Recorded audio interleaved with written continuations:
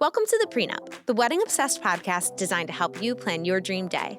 I'm your host, Adriana, and each week I'm joined by the industry's top professionals, celebs, influencers, and friends who are sharing their best tips, advice, and mistakes they've made so you don't have to. The Pre Nup is a Love Stories TV podcast. Gabriela Mirasola is a New York wedding planner known for her meticulous detail, exceptional service, and the skills to create stress-free, unforgettable weddings to her clients through her planning business, The Wedding Connection. On today's episode, we're spilling the tea on what a realistic wedding budget looks like, the dreaded wedding tax, what to expect from your wedding team, what to do in emergencies, and so much more. I'm thrilled to welcome Gabrielle to the Pre Nup. Thank you so much for having me. I'm so excited to be here. I'm so excited to chat with you. We chatted on the phone and you had me cracking up. Your takes are spot on. You tell it like it is, and we're going to go there. Yep. You have to. You have to, because you know what? Sometimes people come on this podcast. This is not a knock to any of my guests who I adore, but I understand where they're coming from. They want to maybe sugarcoat things a little bit, be a little bit PC. Not here. That's not us. Nope. That's not us, You gotta tell the truth. You have to tell the truth. You have to tell the truth because people are going to find out anyway. And then they're just going to love you and respect you for telling them. I always say transparency is key. Yes. You have to be transparent. They might be mad for 2 seconds, but they'll be so glad. So absolutely. They're not shocked when they find out. They know what's coming. They're prepared. And that's what we aim to do here at the Pre Nup. We want to prepare people for their weddings. So, we're at the time of recording, we're in January. This is the last day of January, but this will come out in February or March. But people got engaged over the holidays and they're getting into their wedding Very planning. popular time. Absolutely. New Year's Eve, Christmas. It's prime time for weddings and engagements. Everything. And, a lot of times what I find is people want to take that time right after to just kind of enjoy the engagement. Mm-hmm. And then now is the time where it's all right, let's go. Time to start these plans. But then you do have brides also who get engaged and their wedding's planned in a week. Done. I already had a hold on the venue. Done. I know all my vendors. And I love those. I call those the pre-engaged. So we have a lot of those listeners. Shout out to the pre-engaged. Yes. But yeah, the wedding is basically it's been planned forever. It's just choose your own groom and he fills in and there we go. Or bride, whoever that is. Yeah. But so with the planning comes, of course, the figuring out what we're going to do with the budget, the budge. The dreaded budge. The budge is, the budge. It's tough. It's tough because, of course, everyone's budget is going to be a little bit different. But you're in New York. Yes. And that is notoriously a very expensive place to get married. It is. And, okay, so the average national is $307 per person.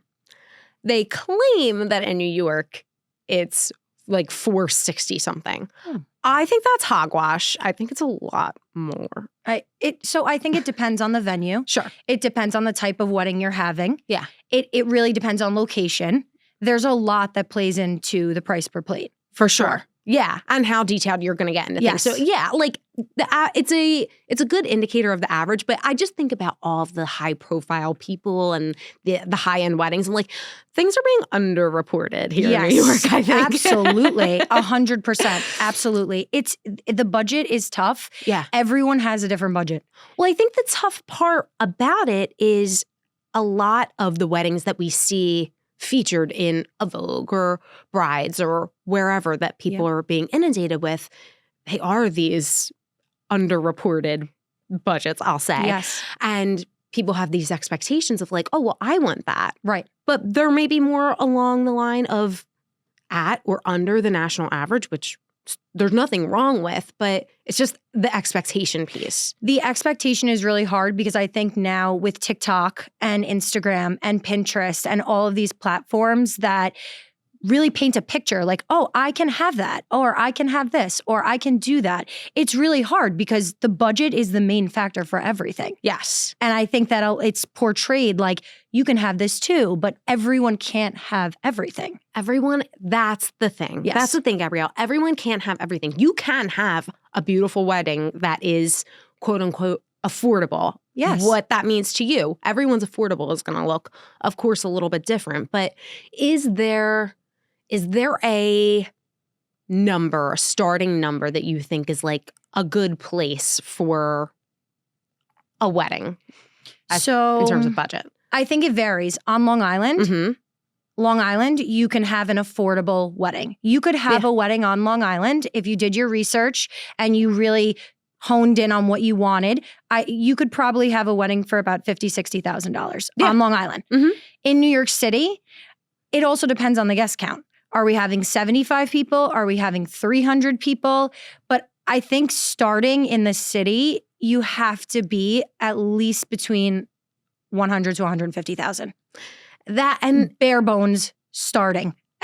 It's tough. The prices per plate are more expensive. They also, a lot of them have rental fees and then everything has to be brought in. And that's a huge misconception that it's more affordable if you bring everything in, and it's not. Huge misconception. Yeah, we're talking about Father of the Bride later today, and just the whole piece of like when you bring everything in, people picture, oh, well, I'm going to do all my own things. No. Rentals are so much more expensive than a hotel or a catering space that already has those things built into it. There's so many misconceptions. Also, when venues are being booked, they'll see a head table, a long table, and they're like, oh, I want a farmhouse table. Farmhouse tables are so expensive. So expensive. So expensive. Yeah, you don't figure in, like you said, there's these things that people either forget or because this is their first time doing it. Of course. Not necessarily forget, but just don't realize, in addition to it being so much, the sticker shock is crazy. It's so much more expensive than anyone could ever probably imagine if they haven't done it before. But then you also have to figure in like tax, gratuity Gratuity is charge. a huge, huge thing. When you're doing the budget, you have to do a lot for gratuities. Oh my gosh, yeah. And I have prospective clients. I talk to people often. They'll just be like, oh, we're just going to throw it's like, how much could it cost? I'm like, thousands. Thousands. A shit ton. Yeah, a lot. Yeah. You have to tip out the venue. And listen, we've been in situations, not everyone gets gratuity. There's different traditions. Not everyone gets tipped. But for the most part, their gratuity is given. Yeah. And they give recommendations. Vendors, venues, they all give their recommendations. And it's costly. Yeah. I did an episode a little bit ago about wedding budget. And I clipped something for the episode for socials where I was saying this is just kind of industry standard appropriate tips for vendors. And I gave the price. The comments are they're like, yeah, right. You charge enough. I'm not tipping, blah, blah, blah, blah. I'm like, oh, okay. Let me take a step back. Like literally, I think a lot of people think that we're paying for a service, so we don't have to tip. Or the vendor is a business owner. They own the business. That's fine. I'm fine. Don't tip me. What about my team? Totally. They're away from their families for the whole day. They're working. They have invested in this as much as I have. Yes. Forget about me, but what about my team? Absolutely. That's the thing. Like you have to account for the labor. And in the United States, it's very customary to tip on a service. So like, I don't understand this backlash behind it. And this is going to sound maybe a little bit insensitive, but I think I have to say it anyway. If you can't afford to tip your server when you go to a restaurant, like you shouldn't be going out to eat. Correct. So, or maybe you go somewhere where it's like self-serve or it's less expensive so that's in the budget. The same thing goes for weddings. Like you can't say, well, all of that $8,000 that I budgeted to my photographer, like they don't get anything more. Okay, so that team of two deserves nothing because of you, all the editing and that's what it is. That's what I think that's also a big thing. And I think it comes into play mostly with videography is like, I don't understand why videography is so expensive. The gear that has to be brought to the wedding, the lugging of the gear, the setting up, the moving the gear all day, the doing the video, being on their feet for 12 to 14 hours, now going home and editing for how many, it's so much of their time. It's so much of their time. It's so much of their effort. And there's something else that I want to talk about that will kind of segue into just in terms of vendors, but it's the wedding tax. So when people say like, oh, it just costs so much more because you're putting wedding before it. But to your point about like videographer, there's a certain standard that you have to meet when there is that word wedding before it. Yeah, so absolutely. I think the wedding tax, quote unquote wedding tax, is kind of a myth because hiring a photographer or a caterer for an event versus a wedding looks so different. Very different. Very different, especially for a lot of clients will do, a photographer for their shower or their rehearsal. The cost is going to be very different for a 3-hour shower versus a 10, 11-hour wedding day. Exactly, especially where the standard is perfection. Absolutely. They want everything. Yes. And sometimes they just don't want to pay for it. And it's like, you have to understand what you're getting. And I always like to compare it and say, if you spend X, this is what you're going to get.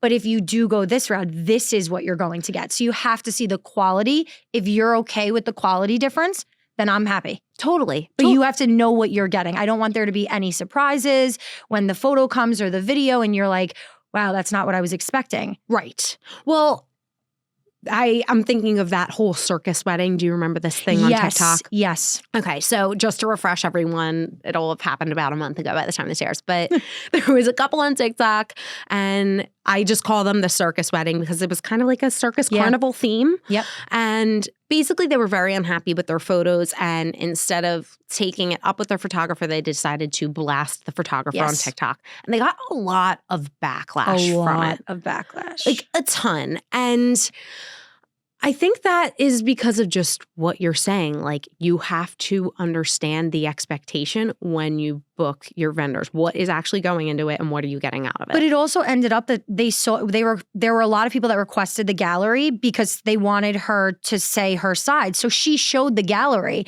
and the photos were beautiful. They were beautiful. It was the venue. It was the decor. Mm-hmm. It was how it was planned that showed through in the photography. It wasn't the photographer's lack of experience or just lack of editing style, whatever it is. It was how you planned it and they did their best to portray it. That's it. And oh God, like a very hot take, I think, on this thing. I actually love the fact, I'm going to separate these people from the wedding itself. Mm-hmm. I think the fact that they took a chance and did this like kind of wacky theme is cool. Like, yeah, I actually liked where they were going with it. I actually liked some of the decor and what they did. And I think a lot of people would have been kinder had they been kinder about their approach. Well, yeah. But that goes for any vendor that you're not happy with. I mean, we've all been there where there's been one person that's just not happy. You have to go directly to the vendor first. If you went to the vendor and said, I'm not happy, and they were not accommodating, you want to leave a little bit of a review just saying I'm not, fine. But to go straight to social media and to potentially take down their business, it's so dirty. It's really, really wrong. And a lot of vendors have these like social media clauses in there. And on one hand, I think that people should be able to, if they have a grievance with any kind of business and they've, done it in the right way, they've talked to the business owner and they've tried to But I don't think right. that they do. I think they automatically run to social media. It was like the girl a couple of months back who got her makeup done. The makeup girl. Yes, who wiped all the makeup off, redid it on TikTok, and even said like, I'm going to post this on TikTok. Yes. But why? But why? You paid X amount of money to have your makeup done. You didn't like it. Why didn't you have her redo it? Why didn't you let her know you didn't like it? And that's the thing when you are paying for a service, like, in that moment, when you don't like it, that's part of what's included. Like, I don't like this. I want this changed. And that's why things cost so much more. Because if you're going to an event, you get your makeup done, like you're going to sit in the chair, you're going to run off. But for your wedding day, of course, there's a standard of perfection that needs to be met. So absolutely. Coming back to the whole wedding tax thing, I think my brides listening are probably going to hate this because they're usually what I see online, what they're saying is like, they always are like, oh, it's so much more just because it's wedding. And I'm not coming for them. I'm not saying that they're wrong to feel like things are maybe overpriced. I just want them to understand why they're priced a little bit higher than a standard event would be. The labor that goes into a wedding versus a birthday party, a sweet 16, these ceiling installations, ladders, rigs, it's hours set up days before. It's so much labor and work that goes into weddings. Now it's popular, the custom signage builds, and it's a lot of work. It's building, it's painting. It's not just, it's ready. And you might not like it, but that is what it costs. So either you do it or you find someone who can do it for less and maybe the quality won't be there. Right. Or you don't have it. And they're all good options. If it's not in the budget, don't make yourself crazy. Like, highlight something else. Don't go for this like insane thing just because you saw it in Vogue. Do something that will be more comfortable for you that can make just as big of an impact. Yes. And there are things there now with, like I said, with TikTok, Pinterest, everything, you can find so many things that are unique and fun and cool that don't cost an arm and a leg. No, there's so many ways to really make your design go a long way. And something that I'll always recommend to clients who maybe have like a smaller design budget is the centerpieces don't need to be these like big elaborate things. I think they actually really detract from the wedding and are kind of a distraction from people being able to speak with each other. Absolutely. Certain times, right? Low centerpieces are beautiful. Low centerpieces are beautiful. You need so minimal. And I would much rather see like a highlight piece at the sweetheart or a really beautiful installation. Like throw all your money in there than to the stairs or to something that's a real focal point. Exactly. I mean, the centerpieces are a focal point, but there are other areas that are focal points. Absolutely. It's not just the tables. No. It's all around. It's the bars. It's the band stage. We usually will put flowers, sometimes repurpose up by the band stage. Because where are people looking? Right. Exactly. They're on the dance floor the majority of the evening. Yes. You want to draw your attention to where people's eyes are going to draw. So at the table, hopefully you're having people converse with each other. Right. And you really want to create mood. Mm-hmm. So the lighting, of course, is important. Like throw more money into lighting, but going very elaborate with the centerpieces, I think is like a real miss. And it's really sad because the flowers go in the garbage. I know. At the end of the evening, they're gone. I mean, yes, we do have guests that sometimes will take a piece or will repurpose for the post-wedding brunch. Sure. But majority goes in the garbage. It's so sad. And it's terrible. All that work, all of that. And it's like there are a lot of people that want high centerpieces that love the high centerpiece look. Yes. And if you can afford it, great. That's the thing. If you can't, you can still have a beautiful wedding with low centerpieces or with just candles. Or lamps are popular now. Yes. Plates, different things. Yes. Yeah. And I think even like just get creative with things. Like even if you love flowers and they're important to you, but you really don't have a big budget for them. Like do a really beautiful bouquet, do a really beautiful setup at your sweetheart or like you said, the stairs, band, and put it into that. Like there are ways around it. It might not be exactly what you envisioned. Right, of course. But it could be just as beautiful. Yeah, and you want to make sure that you're comfortable with your budget. The worst possible thing that you can do is have a budget and then you're just so over budget and you're like, how did I get here? I think that's where that's I think the problem for everyone is, okay, this was my budget, but now I'm here. And how did I get here? How did I get here? So I always joke that couples get to a point in the wedding where they've reached their max budget. And they're like, all right, well, I've already spent $100,000. What's another $10,000? And like in real life, another $10,000 is a lot of money. But at that point, it feels like it's $5 because you've already shelled out so much. Yes. That you're like, what's another $500? What's another $500? Right. I've spent $100,000 in the grand scheme. Like, who the hell do I think I am? And Jeffrey Bezos? No, like, literally. Literally. It's crazy. And the costs add up so quickly.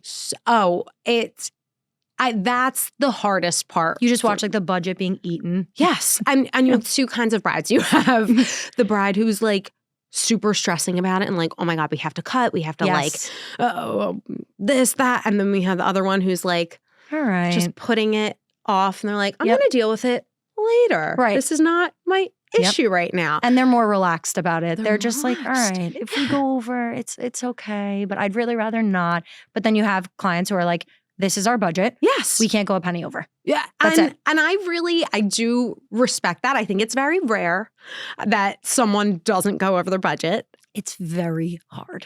It is. It's very hard. I think the only people that I know realistically who don't go over their budget are the budgetless. Yeah. No, that's it. That's exactly what it is.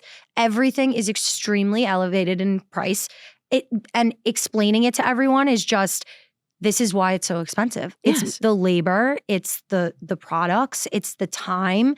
It's costly to have a wedding today. It's a luxury. The setup, the breakdown, like I think people forget all of the staffing that goes into every vendor. Absolutely. And especially at your specific venue. So whether that's like an estate at home where you're bringing in all of your wait staff and valet and everything. Valet, you need if you're doing a backyard wedding, tenting, generators, cook tents, dance floor. You're creating something from scratch. Yes. It's like building a house. If you bought your property and you're building, you're creating a space. You need all of those things to get everything done. Yes, 100,000%. And it's easy to overlook those things when you're dishing out this money and you're like, oh, all right, well, it's so much, like, that's crazy that they're charging this. But when you think about what actually goes into it, it's actually not crazy. And like, people do need to live and support themselves. And I think if they saw the behind the scenes of like what goes into it, it's the same thing with planning and coordination. The time that goes into, it's not just the day of. And I think the term day of it's not real. It's so funny. And I think that's why I gear towards event such management. A funny day of. Funny word because it's like more like 3 to 6 months of like day. I've had prospective clients call and say, "We've done everything. Can you just show up?" How can I do that? No. I know nothing. I would be of no help. I would be of no help. I wouldn't know anything. Yeah. What do you want me to show up? And do. Yeah. Because I don't know you. Right. I don't know the vendors. I don't know when load-in is. I don't know what time anyone's arriving. Does anyone have insurance? So if someone hasn't hired you as a planner and they're looking for day of coordination, which I'm a big proponent of, I think even if you're not going to hire a planner, I think you absolutely need coordination day of. Everyone needs a coordinator. When is the latest that you reach out to someone for day of coordination? Day of. I mean, the latest, I mean, to have someone reach out to me and inquire, like the latest, I mean, I've had inquiries a month before the wedding. That's a soon. Month. Yeah. That's soon. A month. A few weeks before my wedding's in 2 weeks, I'm panicking. And do you take it on? So I did. I took on a wedding a couple of months ago. It was a very particular situation. The client came as a referral from a florist that I work with. Okay. They had an issue with their previous planner, and the wedding was in 6 weeks, and they didn't have anything except the venue and the DJ. Oof. And so I was like, I'll take it on. Like, let's do this. And we did it. We got the florals together. We had bars brought in. We did it. That's the power of hiring a professional. Like that's why you do those things. Because if you're left to your own devices, it's like, this is just going to be strewn together and pretty haphazard. Yes. And you're going to end up spending a lot of money trying to figure it out and like maybe hiring the wrong people. Like, yeah. And there's so many things that go into the end process. What time is everyone arriving? What time is hair and makeup? There's so many logistics. So many emails. This, feedback on this. I can't arrive at this time, or this works for me. It's a lot. Yeah. It's a lot that goes into it. It is. And that's why I always drive it home. I probably say it in every episode. If you have one thing for your wedding, let it be coordination. Let someone run that day. I want to break down what that actually means, because there's a lot of roles within the wedding pro world in terms of what we think of as a wedding planner. Maybe brides listening, like they're just hopping in, or maybe they're doing it for a while and this is just not their field. They don't understand the difference. Yeah. So there's obviously full service planning, there's partial planning, there's day of coordination, there's event design, and they're all, I guess, under this full service umbrella, but they mean different things and they don't all necessarily have to come together. So I want to start from the bottom. I want to start at day of coordination. Gabrielle, explain to the people what that means. So day of coordination is typically when a team comes on board, usually anywhere from 3 to 6 months prior to the wedding, and you essentially hand the planning over to us. So this is my wedding. I planned it. So now we finalize all of the logistics for you. Arrival times, departure times, getting certificates of insurance, vendor meal counts, dietary restrictions, all of the logistical aspects of it that are so overwhelming that it makes it difficult for you to really focus on other things, that you're just so consumed by the emails and what time do I need to be here? My final payments due. There's just so much. So we take over. We become the main point of contact. We reach out to the vendors, let them know that we're the coordination team. We are here to make everyone's life easier. It's fabulous. And it's necessary, especially in that time leading up. You need that time leading up to be able to have the coordinator perform day of. Of course. Because without that, they're, as you said, just going to be completely lost. Like, who are these people? What is this wedding? What am I here for? What am I doing? Right.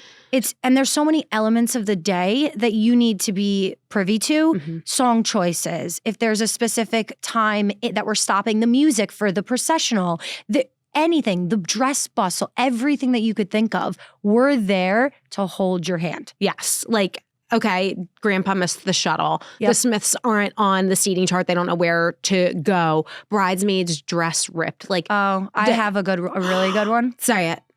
So this was 2 years ago. I was doing a wedding and the bridal party was in the suite getting ready for the ceremony. Ceremony was in 15 minutes.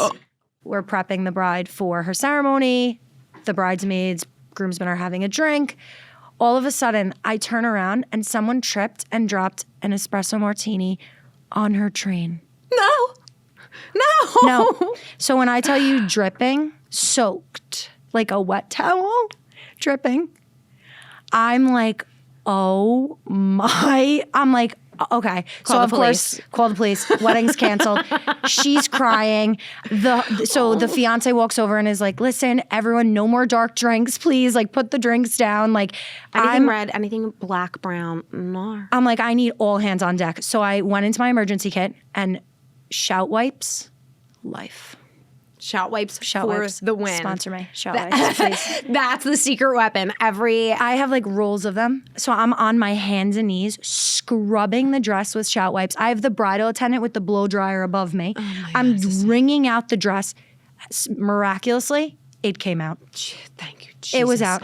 Oh my, have you ever used Gab Folex? No. Oh, Nope.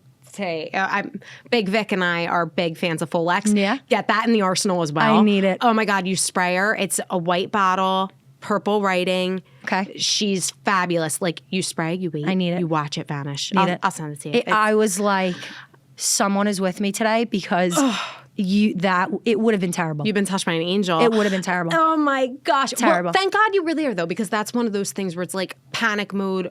Bride shouldn't have to deal with that. Family and bridal party shouldn't have to deal with that either. They're not the hired people there to like troubleshoot. And sometimes they do try to like step in and I'm like, I got this. Like, I'm here for a reason. Yes. You hired me. Just relax. Yes. Like, don't worry about setting up. We've got it under control. Yes, you don't want too many cooks in a kitchen. No. Okay, so event coordination is rather priceless, I should say. Okay, so then we'll get to, partial planning. Explain that to people. So partial planning is typically when a client has, I would say, at least 3 to 4 of their main vendors booked. So venue, photo, video, florals or venue, florals, and transportation. Okay. It's really at a halfway point, which is hard because also you start off with a few vendors. You don't know how many you're going to end up with. So it's kind of hard to determine a partial, like what's partial and what's not. Yes. Right? Yes. But it's mainly when you've done some of the work yourself and now you're like, okay, I need a little bit of help. Okay. So you bring someone in to finish off any of the vendors that you might have trouble with, like transportation and hotel blocks are a lot of work and they're complicated. And that's where I find a lot need help with. Yeah, that's the funny part because people think, oh, I need someone to help me like pick my venue, my photographer, and my florist. And like, that's the easy tough part. decisions, but that's the easy part. Yeah, I said that to a client recently. She's like, we made it. I'm like, that was the easiest part. Oh, honey. You have no idea what's coming. Wait, speaking of transportation. Transportation. You and I chatted recently and you had the best story ever. Can you please share this insane story with our listeners? Yes. So I was working a wedding 2 years ago. The wedding was ending and the guests were exiting. And one of the guests were talking to me, telling me a story, talking about the wedding. And all of a sudden, one of the coordinators on my team comes over and taps me. And she's like, I need to talk to you. I'm like, all right, like I'm talking to a potential client. Like, can you just give me a second? She's like, no, I need you right now. I'm like, okay. So I excused myself. I said, what's going on? She's like, the transportation driver just got arrested. I'm like, I'm sorry, come again? I was like, what? I was like, if you tell me the cops are outside the venue right now, I'm leaving. I'm walking out of here. She's like, no, he went home during his break. Something transpired and he ended up in jail. Yeah, arrested. Oh. Yeah. My God.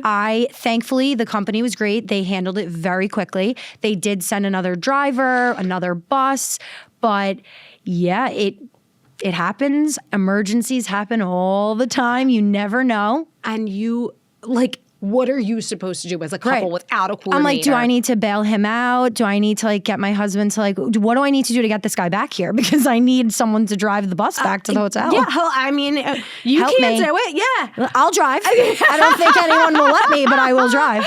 Oh my God. No, that's insane. But that's the kind of stuff that happens. And most of the time when things like that happen, we never let the couple know. Like it goes to the grave. Oh yeah. No, I have another one that was really good. A couple of years ago, I did a wedding. It was an Albanian wedding. They flew in Albanian singers, an Albanian band, the whole 9 yards. And we're getting ready to do introductions. And the maitre d' comes up to me with the microphone and he's like, they don't have an MC. I'm like, sorry. So he's like, do you think you could introduce them? I'm done. I am done. You were not the MC. No, do you want the kicker? 500-person wedding. I grabbed the mic. I looked out at the crowd and I was like, all right, I've been done how many weddings? Like, I can do this. Yes. And I literally was just like, please. I'm just picturing you putting like the DJ voice on, all right. Literally, yeah. I'm like, all right, give me the mic. So I get there, I'm standing there, I'm like, okay, please just let this be okay. Please just let this be okay. So I did it. I give the mic back. He's like, can you do the cake cutting too? I'm like, I have to go. I'm going. I'm leaving. We have no MC. I confirmed, like, we have an MC. Yeah, no, we have everything we need. We're good. Okay, so these people were from Albania, like yes, they originally the bride was and her family, yes, but obviously it wasn't their fault. Sure. They, it's hard. There's language barriers and That's such. The thing. It's difficult. Yes, but I was just like, if I don't do this right now, who's doing it? Yeah, no one was doing it. No one. The things have to do it. We have to pull out of our ass. Literally. And try to make it's insane. Oh my God. I love that story. Okay. So really quick, I want to get back to just the roles of the planner. So full service planner kind of encompasses basically everything that we talked about. Explain it in a little bit more detail so people understand. So full service planning is we're with you from start to finish. So there are times where we come in before the venue's even been chosen. We just got engaged. We need a venue. We will go on venue tours. We will source all of your vendors. We will negotiate pricing for you. We will everything that you can think of when planning, looking for vendors, figuring out your aesthetic, what What type of wedding are you looking to have? What budget? Because a lot of times going into it, a lot of clients don't know what the budget is. Right. They're like, we don't really know. Can you tell us like what we should expect to spend? And that's another tool of a full service planner. Like they will assist you in budgeting, which is so, so huge. Yes, it's so important. So, we source all the vendors. We make sure that, you're a great fit with the vendors because they're spending the entire day with you. You want to connect with them. You want to have a great team the day of. Yeah. We help facilitate payments, let them know how they take payments, payment schedules. And then once we've gone through all the vendor categories, we get into event design, where we really get down to the nitty-gritty of linens and charger plates and goblets and cutlery and all the fun things that encompass the design. Yes. And design decks. And really, I think that's the hardest part for clients is seeing the vision come to life and not being able to see it up front. Yes. Because you're piecing things together constantly. Flowers, the signage. And when they walk into the room, they're like, how did this happen? Yeah. And we're like, just trust the process. Like, we got it. It feels like the HGTV show, Yes. like when they pull back the curtains, move that bus. Yeah, and like, literally move the bus, literally. And it's such a special moment, but you're right. I mean, it's so hard to visualize unless you see these things come together all the time. What is this? Are these colors going to work well together? Are these textures going to work well together? And like trusting a professional with that is so priceless because it's just peace of mind. And I will say there are certain budgets where you and I talked about this. There are certain budgets where I'll say, yeah, I don't think it's worth it for you to hire a full service planner because that's 13% of your budget, what you're going to need to spend. Right. And you should really be spending like 5 to 6% or under. Right.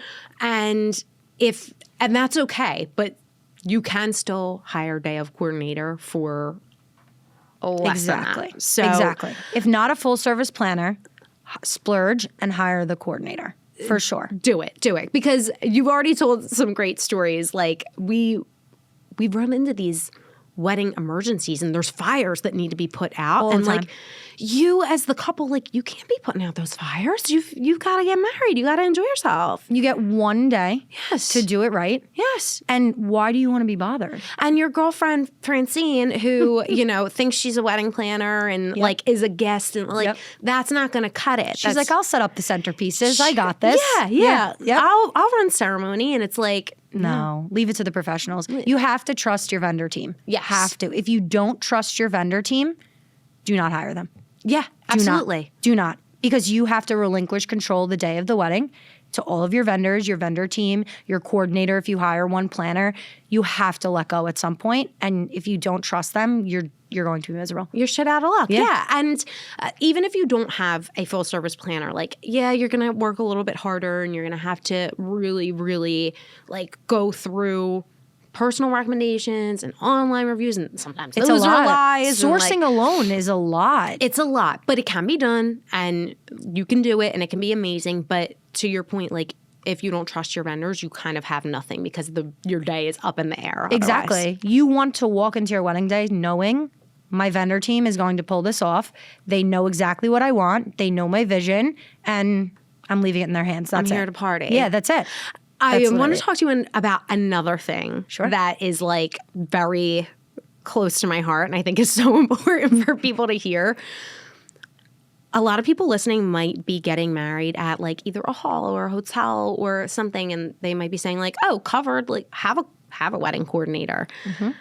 So I want to talk about the difference between a wedding day of coordinator and a venue coordinator. Yes, very big difference there. Very big difference. So explain it to the people and why they're different and why they'll still want a personal wedding coordinator even if they have a venue coordinator. Yes. So the difference between a venue coordinator and a day of coordinator is the venue coordinator works solely for the venue. Yes, do they want you to have a great day?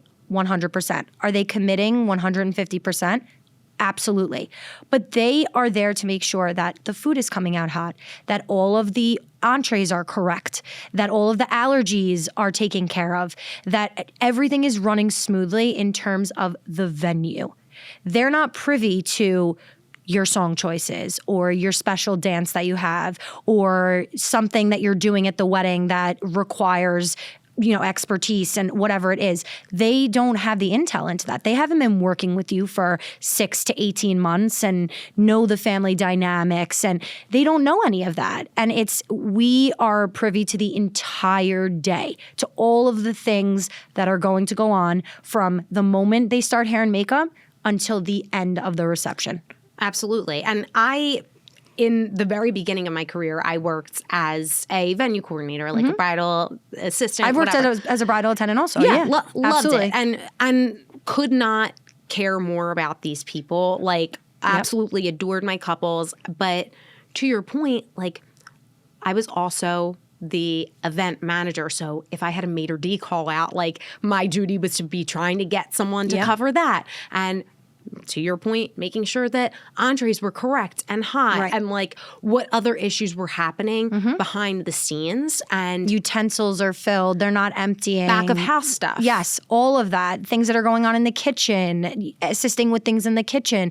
There's so many things that come up that venue coordinators handle that have to do with the venue. Absolutely. And producing an amazing event from the venue. And they are invaluable. They're so amazing. Like, be grateful to them. You can love them, but like, know their role. Yes. And especially if you're not getting married on site at that venue, like, that's the biggest thing. Venue coordinators are great, but they start when you get to the venue. If you're having a church wedding or a temple wedding or a wedding off-site somewhere else, they're not there. No. They don't know you're processional. They don't know to cue the live musicians or grandma's walking or all the specifics of your day prior to the venue. Right. They work for the venue. They don't work for you. When you contract a coordinator or a planner, we work directly for you. Exactly. Okay. You're our top priority. I'm glad you cleared that up. Yes. Okay. There's a lot of questions behind it, always. There's so many. So, oh my God, I could literally talk to you all day. This went so fast. There's 2 things that must be covered before we go. Okay. I had a rapid fire, but it might have to go by the wayside. Yeah. And then the next time you come, we'll cover it. Okay. But every week we do a segment called Premarital Counseling. Okay. Our amazing listeners write in. Sometimes their submissions are like really sad or, you know, hard to deal with, but we always keep it anonymous. So if anyone wants to write in, you can email Adriana at the-pre-nup.com or podcasts@lovestoriestv.com. But I got a submission from someone that I kind of like moved to the top of the deck because it was a little more pressing. Yeah. I was like, we're going to handle this for you. We got definitely. this. All right. Are you ready? I'm ready. All right. She says, we changed names, so we're calling her Madeline. Okay. Madeline. Hi, Madeline. Hi, Adriana. I got engaged last year and I'm planning my wedding for early September 2026. Found your podcast a few months ago and have listened religiously since. Love it. Thanks, Madeline. Having a tricky friend/bridesmaid situation, and I would love your advice during your premarital counseling section if it can be relevant to your listeners. Has never done this before. Hopefully this is right, LOL. I was recently asked to be a bridesmaid in my college roommate's wedding. She got engaged a few months after me, but is having a short engagement and will be getting married this spring. I'm so touched and honored, albeit a little bit surprised. We graduated 5 years ago, keep in touch on and off, but certainly have drifted apart since we live in different cities and just have very different post-grad lives. Here's where my question comes in. My best friend is moving abroad this spring for 2 years, and I had planned a brunch to ask my bridesmaids to be in the wedding in late March. I know it's earlier than most people ask bridesmaids, but I've also known all of my girls for 10 plus years and wanted to ask them together before my best friend leaves. It's already all paid for and booked, so unfortunately moving it is not an option. I'm struggling with when or if to tell my other friend, whose wedding I will be in this spring, that she won't be a bridesmaid in our wedding. I am such a people pleaser and don't want to hurt her feelings, but I also know that I shouldn't necessarily change my plans for her. With social media, I know it's nearly impossible that she won't find out. And I also don't want to feel stressed/pressured to try to hide it from her. I hate drama and conflict, and I am just at a loss. Sorry for this so long. Brevity is not my strong suit. Appreciate any advice, and thanks for reading. All the best, Madeline. The bridesmaid drama. She's such a honey bun. Like, for sure. She cares so much about her friend. That's so sweet to even think of her and want advice on how to handle it. It's so sweet. So like I'm going to defer to you because my advice is always like, fuck that girl. Like, you do you. No. Don't do that. No, I would say have a phone call, make a phone call, or meet for lunch or dinner, and just be honest and say, I have friends that I've been friends with for years and years, and they are going to be in my bridal party, but you can be my something blue, or you could be something else in the wedding. They could do a reading. They could have some type of spot in the wedding. Like you can give them something and it doesn't have to be a bridesmaid. Right. So I definitely think a phone call or a dinner, sit down, be honest. Honesty's the best policy. It really is. In these kinds of circumstances, like to her point, this girl's going to see it on social media. You can't get away from social media. You cannot. Yeah, you have to have the conversation. And I think just making it as like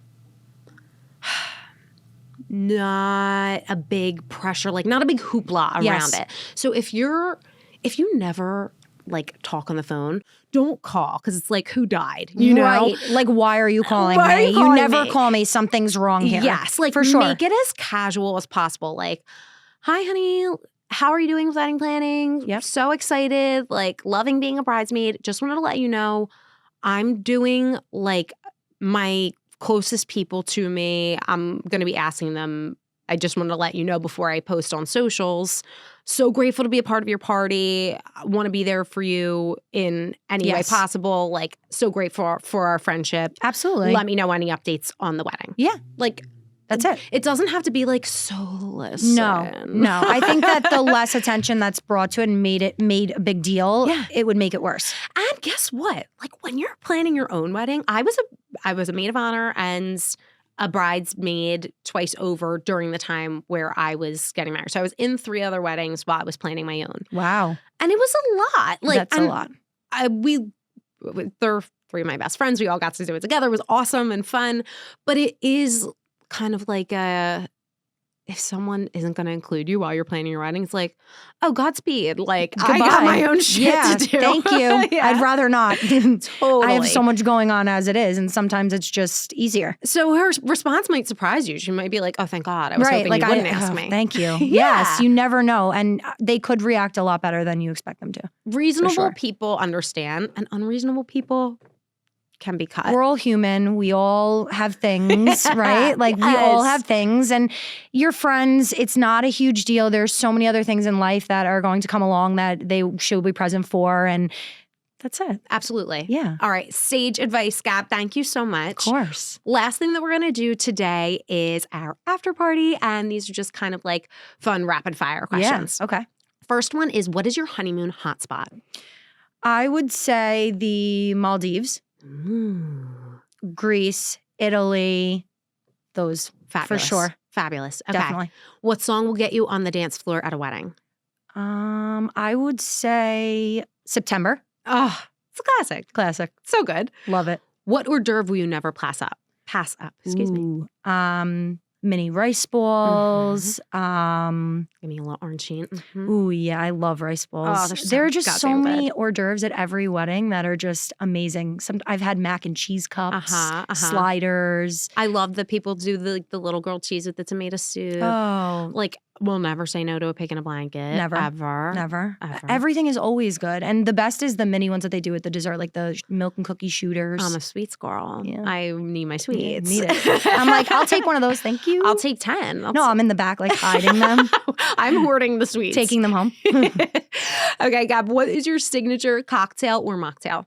Ooh, I don't know. I'm not really sure. A cocktail. I'm really a wine drinker. To be honest. What's your wine? I love Riesling. That is my favorite wine. I love that wine. It's sweet. I like it. Gorgeous. Yeah. Gorgeous. If you could invite any living dream guest to your wedding, who would it be? Ooh. Living guest. I would say maybe Missy Elliott. Oh my God, that's a good one. Yeah, Missy Elliott. I love that. Yeah. Yes, and we'll get her to perform as well. Oh my gosh, that's really good. Let's do it. I think that's my favorite one I've heard so far. I love that. One practical piece of advice you could give to any bride planning her wedding. It's your wedding. Do what you want to do. Don't let anyone else's opinions or advice take over. You only get to get married once. Hopefully, right? Hopefully. So and if not, that's okay too. Yeah, that's fine. Do what you got to do. But if it is your only wedding, do right. what you want to do. Yeah. Do what makes you happy and what's going to make you feel most comfortable on the wedding day. Planning a wedding according to someone else is not going to pan out well. Nightmare. You want it to be what you want it to be. Gab, you are an angel. Thank you so much for being here. Thank you for having me. You are always welcome back. Where can everyone find you and The Wedding Connection? Yeah, so my website is www.twcnewyork.com. My Instagram is theweddingconnection_. And I also have a big Facebook group. It's the Long Island Wedding Connection, where if you have any questions, you need vendor recommendations, you can join there as well. So fabulous. Gab, thank you again. Thank you so much. Thanks for tuning into the Pre Nup. Don't forget to subscribe and leave us a review on your favorite podcast platform or on the Love Stories TV YouTube channel. Follow at @the_pre_nup and at Love Stories TV on Instagram for more. Have feedback or suggestions for the next episode? Feel free to reach out to us at podcast@lovestoriestv.com.